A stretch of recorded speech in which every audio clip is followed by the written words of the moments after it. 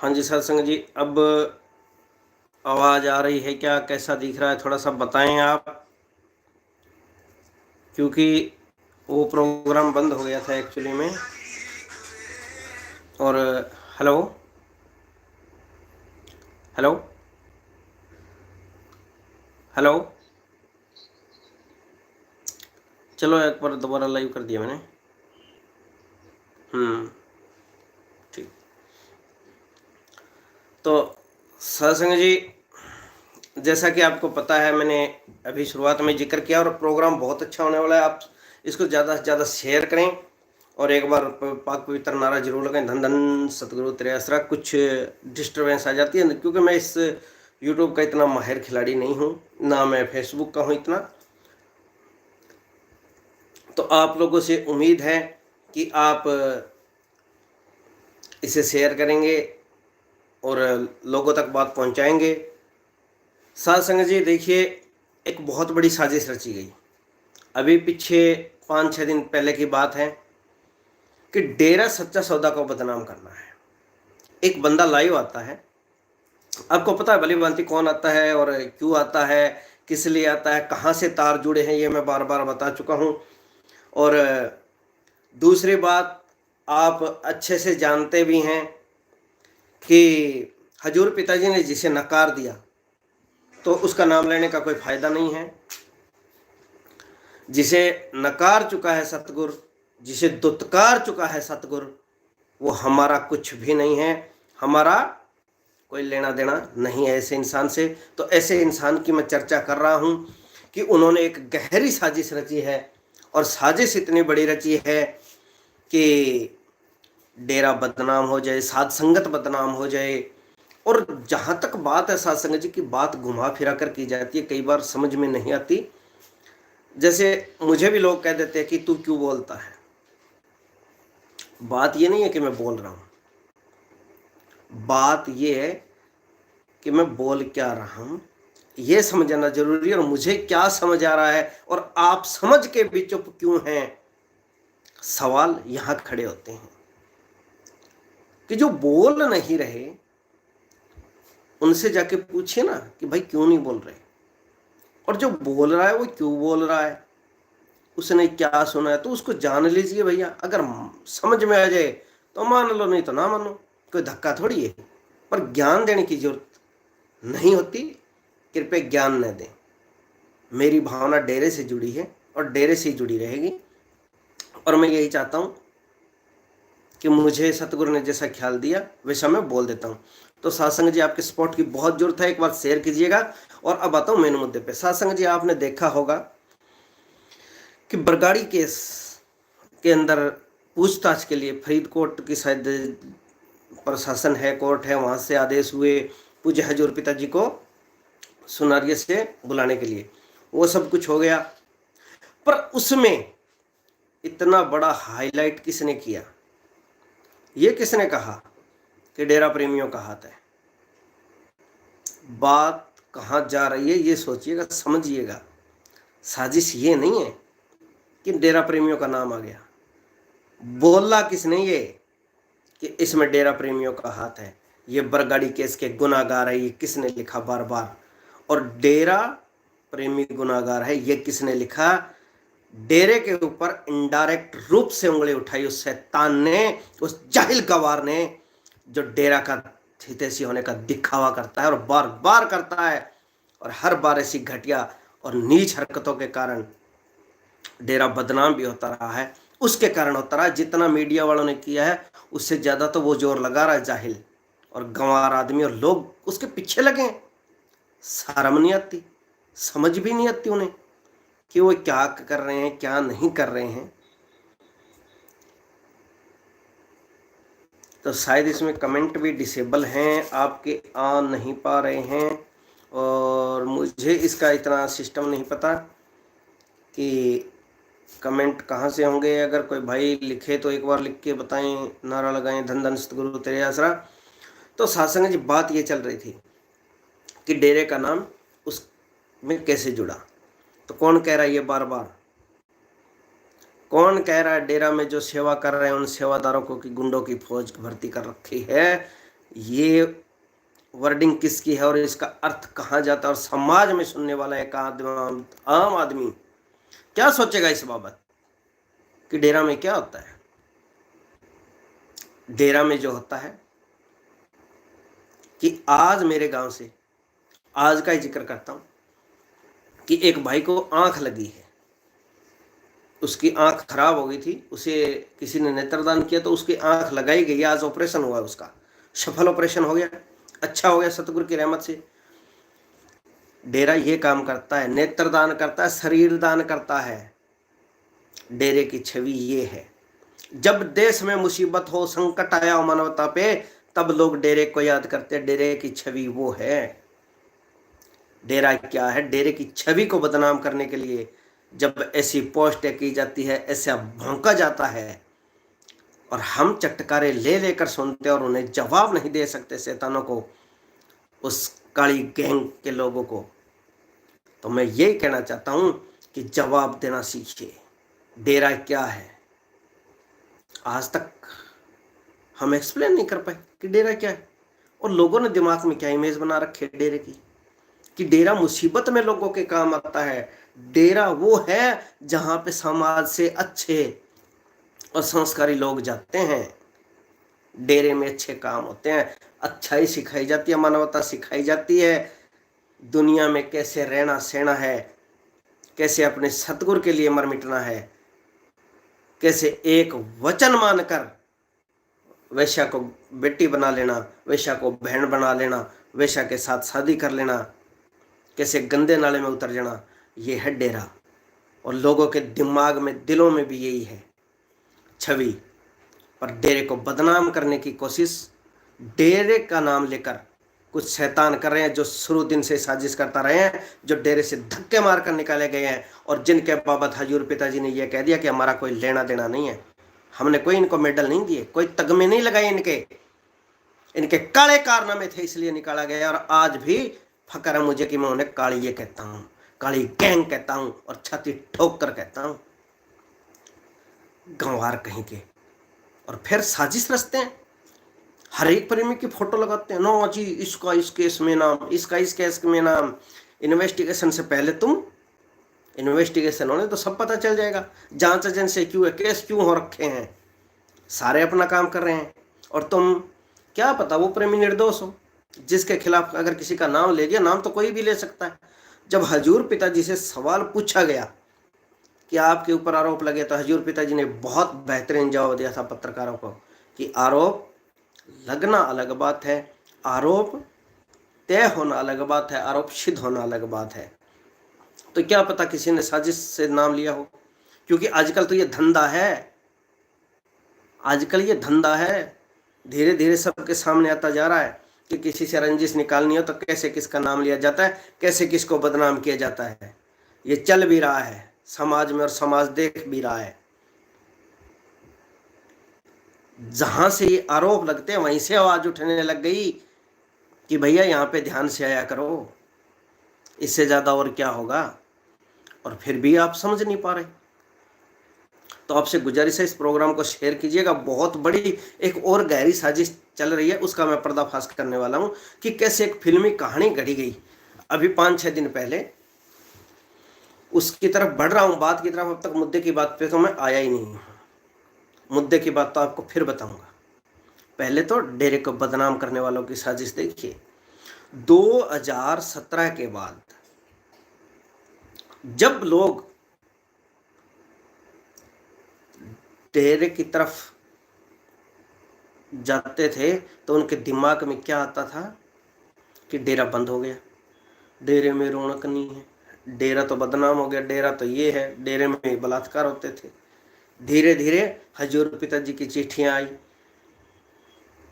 Viral हुई, लोगों तक संदेश पहुंचा कि पूज्य पिताजी की चिट्ठी आई है, बाबा राम रहीम ने जेल से अपने भक्तों के नाम संदेश लिखा है। और क्या लिखा, लोगों ने ध्यान देकर पढ़ा और ध्यान देकर सुना। उसके अंदर क्या था, यही मानवता भलाई के काम थे। उन्होंने वहां से भी डेरे की छवि को 4 चांद लगाए मेरे मुर्शिद ने। वहां से भी एक चिट्ठी में जो लिखा वो पूरी मानवता के कल्याण के लिए, विश्व के कल्याण के लिए चीज़ें लिखी सतगुरु ने।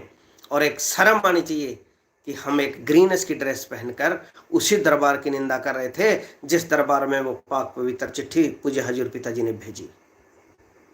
कितनी लाहनत की बात है, कितनी शर्म की बात है। और लोग चटकारे ले लेकर सुन रहे हैं और सवाल जवाब कर रहे हैं। अरे गद्दारों, कहाँ मुंह दिखाओगे? साध संगत जी, समय के साथ हम ये ढूंढ रहे हैं किसी के कहने पे, अगर कोई चोर है, अंधेरे में भाग रहे हैं और आगे हमने चोर का मुंह नहीं देखा, ठीक है, हमने देख लिया कि चोर आगे भीड़ में गया और वही चोर जाके आगे भीड़ के पास खड़ा रह के कहेगा आगे गया जी, आगे गया, आगे गया। हम उसके कहने से आगे चले जाएंगे, चोर के कहने से कि चोर था, चोर था, चोर था।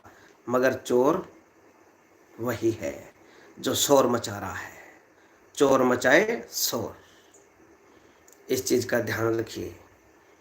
और जो चुप्पी है लोगों की, वो बहुत कुछ कहती है। चुप्पी भी जरूरी नहीं है, पर जरूरी नहीं कि जो सही है वो आकर सबके सामने भड़ास निकाले, लोगों को मौका दे बोलने का।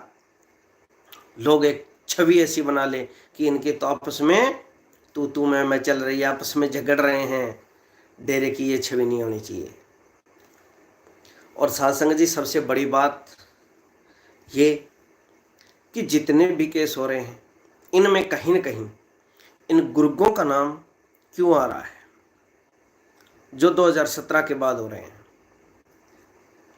पहले तो हम मान लेते हैं कि खट्टा सिंह दावेदार था गुरगद्दी का और उसने कर दिया, उसकी कोर्ट ने मान ली। पर क्या ये बकवास होती है? ये कोर्टों के फैसले पे प्रभाव नहीं डालती? क्या जज को धमकाना प्रभाव नहीं डालता? डालता है, पर मानना होता है।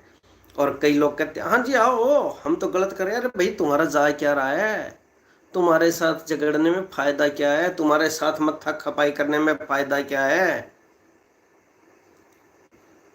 अगर कोई शरारती लड़का है, क्लास में कोई मॉनिटर है, कोई अच्छा होशियार बच्चा है, स्कूल में है, उसके साथ शरारती जाकर शरारत कर लेता है, फिर कहता तेरे को देख लूंगा, अगर ये है वो है, तू आ मेरे साथ लड़ झगड़। अगर वो बंदा, पेपरों का टाइम है, वो अपने पेपरों पे ध्यान देगा कि मुझे कल ये क्वेश्चन आएंगे, ये तैयारी करनी है, ये टॉप आना है मुझे, एक तरफ तो वो ध्यान दे रहा है। और दूसरी तरफ अगर वो उसके कहने से लग जाए कि यार उसको तो रगड़ा के ही छोड़ना है, उसका ये करना है, वो करना है, तो उसका तो ध्यान भटक गया। वो तो पहले से ही नंग मलंग था, उसके पल्ले तो कुछ ही नहीं था, और वो औरों को और ले बैठता है। पर वो ऐसा कर नहीं रहे, वो समझदार बच्चे हैं। तो इसी में चुप्पी में क्या भलाई है, ये बात भी समझने वाली होती है कि हमें कहाँ ध्यान लगाना चाहिए। एग्जाम का दौर चल रहा है अपना, इससे बड़ा एग्जाम का दौर और क्या आएगा। और साथ संग जी, अब बात आती है कि एक, अभी मैं पहले आपको बात स्पष्ट कर दूं कि पूज्य हजूर पिताजी की दया मेरे से जिंदगी में एक बार सिर्फ डॉक्टर PR नैन से मिला हूं, एक बार, और 1 मिनट के लिए, 1 मिनट से ज़्यादा नहीं मिला कभी। कोई ये ना कहने लग जाए कि आप चापलूस हो, आप उनकी सफाई दे रहे हो, एडम के पैसे लेके बोल रहे हो। भैया मेरा नेट है, मेरे घर से बोल रहा हूँ, और इससे मैंने, ये फ़ोन है, इससे मैंने इसमें वो कर रखा है, क्या कहते हैं, वाईफाई, ठीक है, नेट भी पल्ले से बाढ़ रहे हैं। पिताजी की दया से जब भी गुंजाइश होती है परमार्थ भी करते हैं। और दूसरी बात, मैं आज तक शाही परिवार से नहीं मिला। सिर्फ एक बार जब कोई भतीजे की शादी थी, कार्ड देने गया था, तब माताजी से मुलाकात हुई थी 2 मिनट के लिए।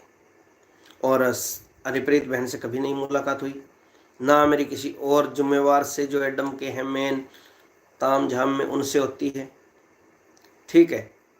मेरा किसी से वो नहीं रहा कि उनसे कि मेरी रोजाना बात होती है, मेरी चर्चा होती है इस विषय पे। आज आपको स्पष्ट बता रहा हूँ, मेरी किसी से कोई चर्चा नहीं होती, ना मुझे किसी ने कहा है कि तो लाइव आ।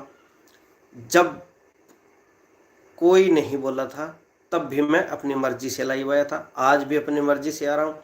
हाँ, रहमत सतगुरु की है, ख्याल वो देता है तब बोल रहा हूँ। किसी के पैसे लेकर नहीं बोल रहा, किसी लालच से वशीभूत होकर नहीं बोल रहा कि मुझे एडम में बैठा दिया जाए, मैं साध संगत का प्रतिनिधित्व करूं, मैं इसकी ड्यूटी लगाऊं, मैं उसकी लगाऊं। और मैं ये भी नहीं चाहता कि कोई काले पीड़े भी बैठे, और ये होने भी नहीं दूंगा।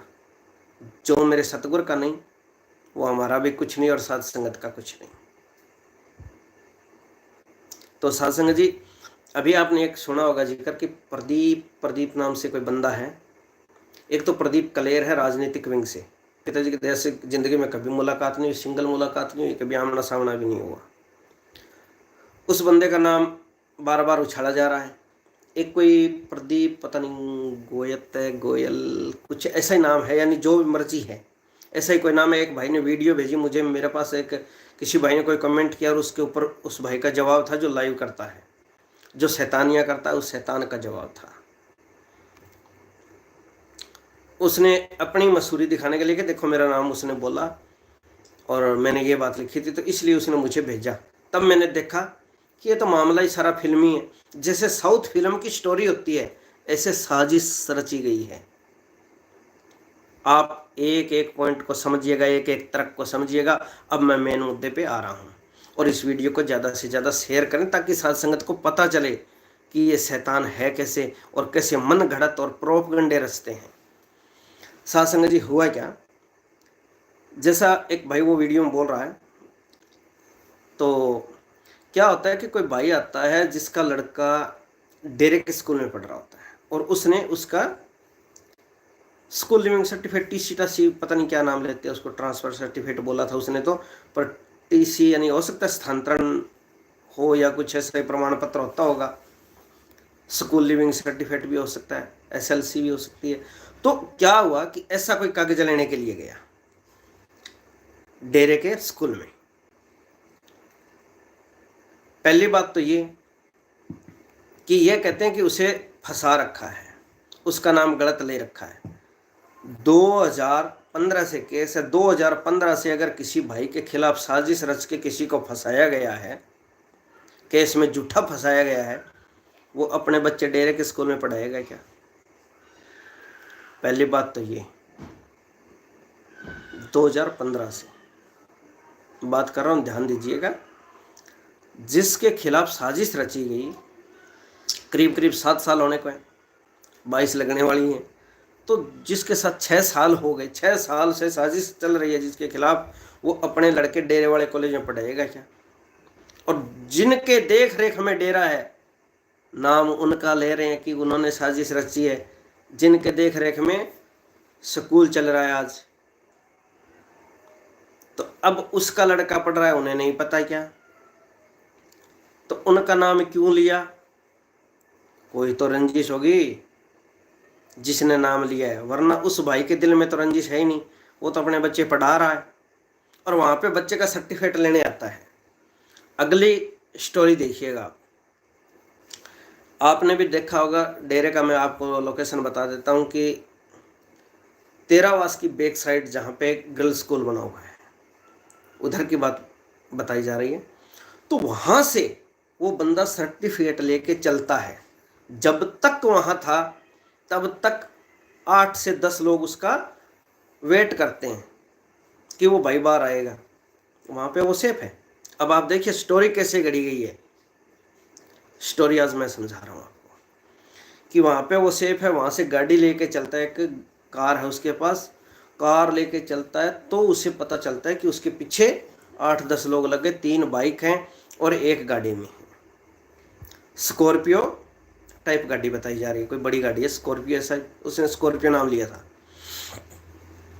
और फिर क्या होता है, आपने देखा होगा कि जब तेरावास की तरफ जाते हैं हॉस्पिटल के साथ से जो मेन मार्ग है, उसके पास ही HDFC बैंक का ATM, उसके साथ लगती पुलिस नाका है। वहाँ पे पुलिस वाले रहते हैं हरदम, वहाँ पे पुलिस नाका है।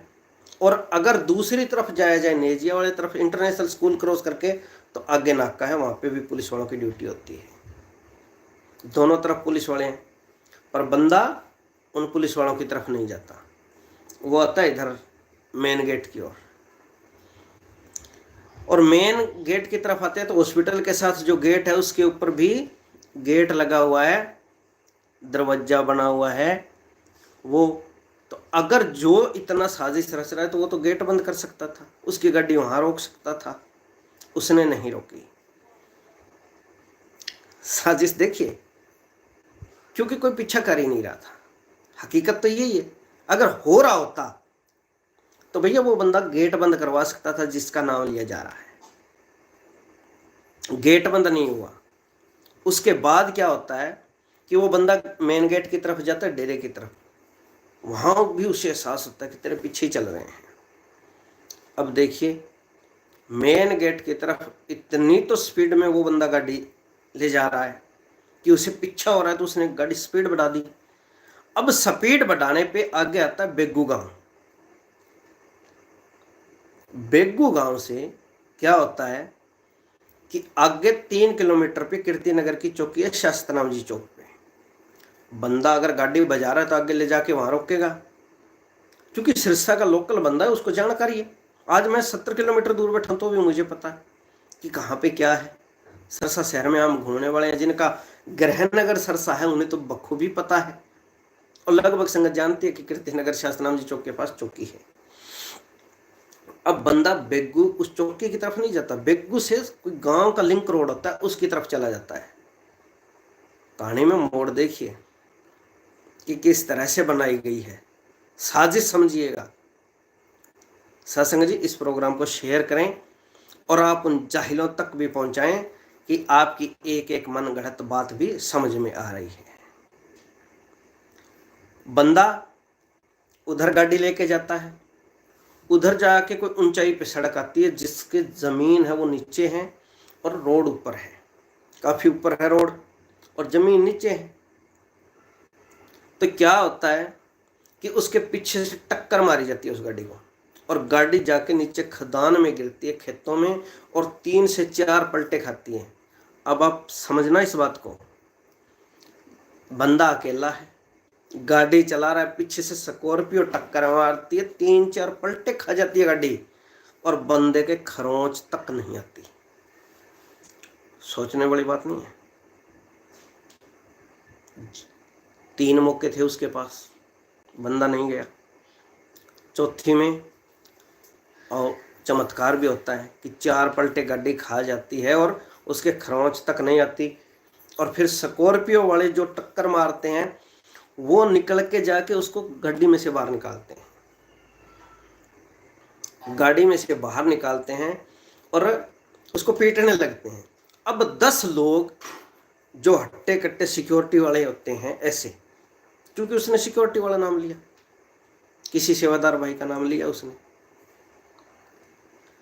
तो अब ऐसे लोग उसे पीटने लगते हैं, उसके फिर भी चोट नहीं लगती, गाड़ी से भी बच गया, उसके पीटते हैं 10 लोग सिक्योरिटी वाले, फिर भी चोट नहीं लग रही। अब देखिए, और उनसे छुटा जाता है वो, क्योंकि वो तो साउथ फिल्मों का हीरो है, जो उसे मारने आता है उसको दे तेरे की ले तेरे की मार के तड़ाक तड़ाक तड़ाक तड़ाक तड़ाक, बस उसने उड़ा दिया। जबकि जिनको पीटा गया उन्होंने भी ये नहीं कहा कि भाई हमारे को तो वो पीट के भाग गया, उनकी तरफ से भी कोई बयान नहीं आया। ठीक है, तो अब कहानी को समझिएगा। क्या होता है कि बंदा वहां से 3 किलोमीटर पैदल जाता है खेतों के बीचों बीच। अब जहां पे गाड़ी पलटती है यार, अमूमन रोड के साथ कहीं न कहीं कोई ढाणी होती है, कोई और होता है। गांव में आजकल ऐसे रोड है ही नहीं खाली, कि अगर कोई हादसा होता है गाड़ी पलटती देख के तो हर कोई रुक जाता है, या आस पड़ोस से लोग आ जाते हैं। और आजकल खेतों में नरमे कपास का गवार का सीजन चल रहा है, हर खेत में एक एक दो दो लोग हैं, तो वहां पे लोग इकट्ठे होने थे, कोई लोग इकट्ठे नहीं होते, कोई नहीं है। और 3 किलोमीटर वो बंदा वहां से पैदल चल के जाता है कि ईंट भट्ठे तक।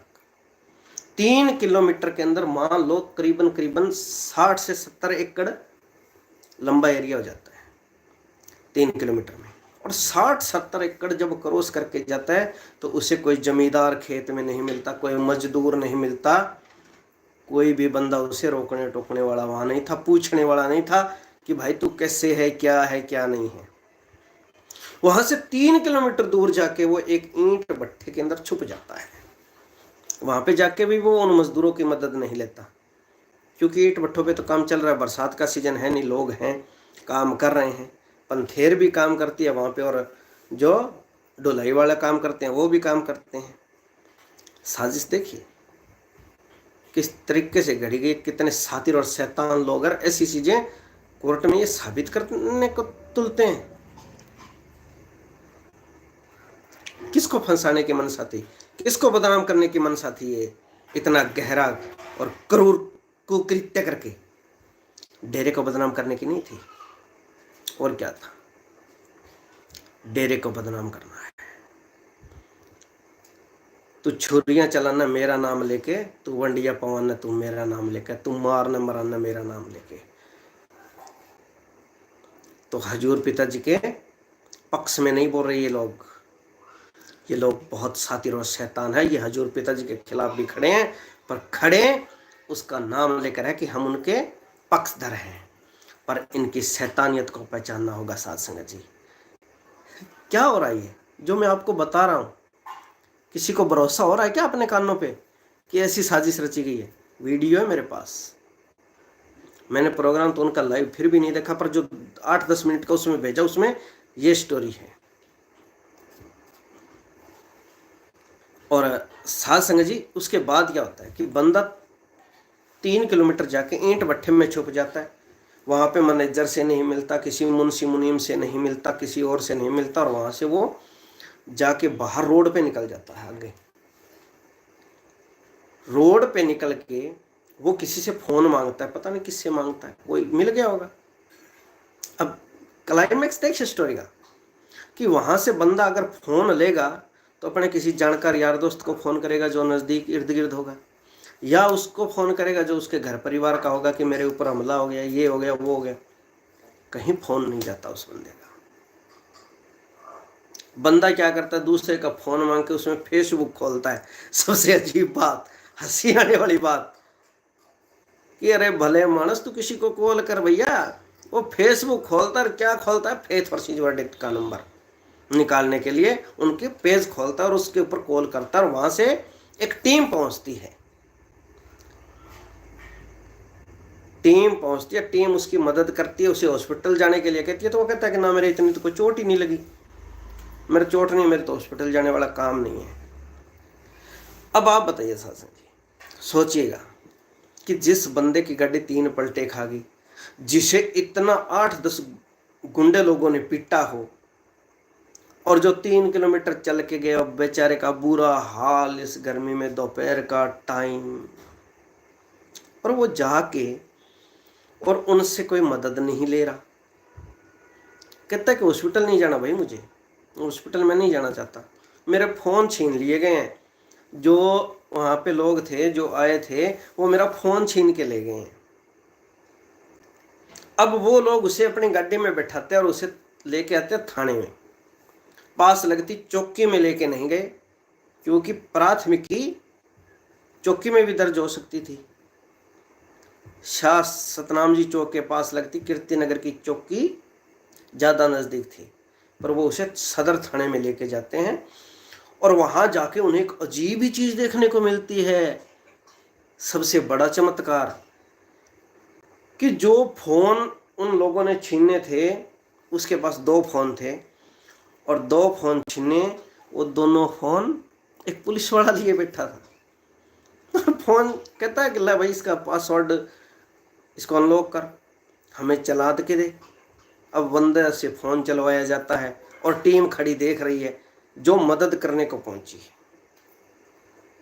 और वो उसमें से उसकी व्हाट्सएप चैट डिलीट करते हैं, कॉल रिकॉर्ड डिलीट करते हैं, ऐसे करते हैं। पुलिस वाले के ऊपर ये बात बनाई जा रही है। और फिर जब बंदा वहाँ से फारिग होके अपने फ़ोन वगैरह लेके घर चला जाता है, और उसके बाद उसके घर वालों से बात, उसका फ़ोन बंद हो जाता है। उस घर जाने के बाद फ़ोन बंद हो जाता है। जब उससे संपर्क किया जाता है तो संपर्क नहीं हो पाता, और उसके घर वालों से फ़ोन करते तो घर वाले कहते हैं भाई हमें तो कोई पता नहीं, ऐसी कोई बात नहीं, और ना हम किसी के खिलाफ कोई कानूनी कार्रवाई चाहते हैं। और हमारे साथ ऐसी कोई घटना नहीं है, वो नकारते हैं और फिर कहते हैं कि जी ये डेरे के साथ खड़े हैं इसलिए नकार रहे हैं। तो अब आपने ये स्टोरी सुनी, आपको पता लग गया होगा कि कितने फिल्मी सीन फिल्माए गए हैं। भाई साहब इसको अगर रिलीज करते हैं ना आप फिल्मा के, या उस भाई को जैसे जैसे आप लेके गए हो जो मन गढ़त है, क्या पता वो भाई ना हो कोई और हो। किसी ने एफिडेविट के बहाने उसकी आईडी मांगी और उसके नाम से एप्लीकेशन देना चाहता हो। कल को आपके साथ भी हो सकता है कि आपकी आईडियां ली गई थी, आपके एफिडेविट मांगे गए थे। क्यों मांगे गए थे? हो सकता है उनको डेरे के खिलाफ यूज करना। कोई तसल्ली नहीं है, शैतान है शैतान, और शैतान का कोई भरोसा नहीं है। वो कितनी गिरी हुई हरकत कर सकता है। जो खुदा के खिलाफ चलता है तो आपका कुछ भी नहीं लगता। आप उसके लिए कोई मायने नहीं रखते कि आप प्रेमी है या नहीं है, क्या है। जो वर्दी की तौहीन कर सकता है, ग्रीनेस की, जो डेरे की मर्यादा को तार तार कर सकता है, जो हजूर पिताजी के खिलाफ षड्यंत्र रख सकता है। क्योंकि जब निकाला गया तो क्यों निकाला गया? जब ये साजिश रच रही है, जब नाम आ रहा है कि बार बार, और बंदा सरेआम कहता है कि डेरे में गुंडे, भाई आज तक मैं गया हूँ मेरे को तो गुंडा नहीं मिला डेरे में कोई। हमेशा ये मिला कि आगे से हंसते हुए भाई आते हैं, चाहे मेरे को जो भी जानकार वो मिल जाते। धन धन सतगुरु तेरा आसरा। अगर कोई वीडियो के कारण, फेसबुक के कारण जानता है तो वो कह देता धन धन सतगुरु तेरा आसरा, सेवा सुमरण की बताओ। हमेशा ये जिक्र सुना मैंने। और एक गवाही सबसे बड़ी, 1952 में नाम लिया मेरे दादाजी ने, और 5 से 6 पीढ़ियां हमारी अभी चल रही है। आज तक हमने गलत नहीं देखा। सरेआम गवाही दे रहा हूँ, सोशल मीडिया पे गवाही दे रहा हूँ, उस सतगुरु के पक्ष में गवाही दे रहा हूँ, उस दरबार के पक्ष में दे रहा हूँ जो इंसानियत के लिए किसी यूनिवर्सिटी से कम नहीं है, किसी डिग्री कॉलेज से कम नहीं है। जहाँ पे इंसान बनाए जाते हैं, जहाँ पे इंसानियत सिखाई जाती है, उसके पक्ष में बोल रहा हूँ सरेआम। और कह रहा हूँ कि कोई गुंडा नहीं है, कोई डेरे में गलत काम नहीं होता। और इस जैसे शैतान जो लालची है, मनमुखी है, मनमते हैं, जो साजिश करताओं के गुर्गे हैं, वो ऐसी हरकतें करते हैं। तो जो डेरे को बदनाम कर रहे हैं, भाई बंद कर दीजिए। बहुत हुआ अत्याचार, अब बंद कीजिए आप ये अपना ड्रामा और ये प्रसार। हमें सब पता है कि कौन कितना सही है, कितना दूध का धुला है, सब जानते हैं। एक एक सत्संगी को देखा है, डेरे में सेवा करने वाले भी देखे हैं, डेरे से जो फायदा लेना चाहते थे वो भी देखे हैं, रूबरू नाइट का दौर भी देखा है, फिल्मों का दौर भी देखा है, सत्संगों का मजा शोर भी देखा है। और हमने मंजर कुछ और भी देखा है 17 में। और सबसे बड़ी बात कि जो सत्संगी है वो हमेशा ही सत्संगी रहते हैं, वो किसी के कहने से बहकते नहीं, अपनी राह नहीं छोड़ते। पिताजी ने हमेशा राह दिखाई है, सतगुरु ने राह दिखाई है कि हमेशा मानवता भलाई के काम करो, आज भी कर रहे हैं। और मैंने शुरुआत में जिक्र किया कि मेरे गांव से एक भाई है, उसकी किसी काम करते वक्त कुछ आंख में गिर गया, उसने ऐसे किया तो कुछ हो गया, उसकी आंख खराब हो गई बिल्कुल। करीब करीब 1.5-2 साल से उसकी आंख खराब है, शायद 3 साल भी हो गए हों। और उसको आंख दोबारा लगाने के लिए PGIM रोहतक से बोला गया कि आपकी आंख दोबारा लगेगी। तो आज उसका डेरे के हॉस्पिटल में सफल ऑपरेशन हो गया, उसके आंख लग गई। तो डेरा ये काम करता है, जीवन दान देता है, किसी का जीवन लेने की शिक्षा आज तक डेरे से नहीं गई। और डेरे के खिलाफ साजिश रचने वाले, दुनिया जानती है कि डेरे के खिलाफ साजिश हुई है, पूज्य हजूर पिताजी के खिलाफ साजिश हुई है। और साजिश ऐसे ही लोग अपने बन के रचते हैं। तो साथ संगत जी बच के रहिएगा, होशियार रहिएगा। आपको एक एक सच बता दिया, इसमें रत्ती भर झूठ नहीं। आप वीडियो देख सकते हैं, वैसे नहीं देखनी चाहिए, मैं तो ये कहता हूँ कि कोई फायदा नहीं है देखने का। पर फिर भी अगर किसी के तिल जितना भी अगर शक हो कि इसमें एक घटनाक्रम भी झूठ है, जो मेरे पास 10 मिनट की है, ये मैंने उसमें से बताइए, मैं भी नहीं देखता शैतानों को। तो जो मैंने सुना उसके अनुसार ये बिल्कुल 100% सही बताया आपको, लेस मात्र झूठ नहीं है। जब मर्जी परख कर लीजिएगा, जब मर्जी आके बात कीजिएगा। सतगुरु के थे, सतगुरु के हैं, सतगुरु के रहेंगे। उस दर पे हाजिरी सेवा में देते रहेंगे। और सतगुरु सेवा लेता है और लेता रहेगा। सतगुरु से यही अरदास है कि हे मालिका, तेरी साथ संगत दिन दुगनी रात चुगनी बढ़ी है और आगे भी बढ़ेगी, और तू बढ़ाते रहना। क्योंकि आज भी अगर गाँवों के अंदर जाके आप पता की करोगे माहौल, तो पता चलेगा आपको कि लोग बेताब है कि हजूर पिताजी आए और कब नाम देना शुरू करें। आपको ऐसे ऐसे लोग मिल जाएंगे जिनकी आपने कभी कल्पना ना की होगी कि ये भी कभी नाम ले सकता है, ये सत्संगी हो सकता है। वो लोग भी आज आतुर बैठे हैं नाम लेने के लिए। लोगों को सच समझ आ गया है, पर सच समझ आ रहा है, पर ऐसे लोगों से हमें सावधान रहना है। तो सत्संग जी, समय बहुत हो गया, 35-36 मिनट हो गए हैं। तो अगर कोई किसी के खिलाफ कोई गलत बोला गया, कोई शब्द ऐसा निकल जाता है, कई बार ध्यान नहीं रहता। आज मेरा थोड़ा गला भी खराब है, बोला नहीं जा रहा, बहुत जोर आ रहा है बोलने में। तो अगर किसी को कुछ बुरा लगा हो तो क्षमा करना। धन धन सतगुरु तेरा ही आसरा।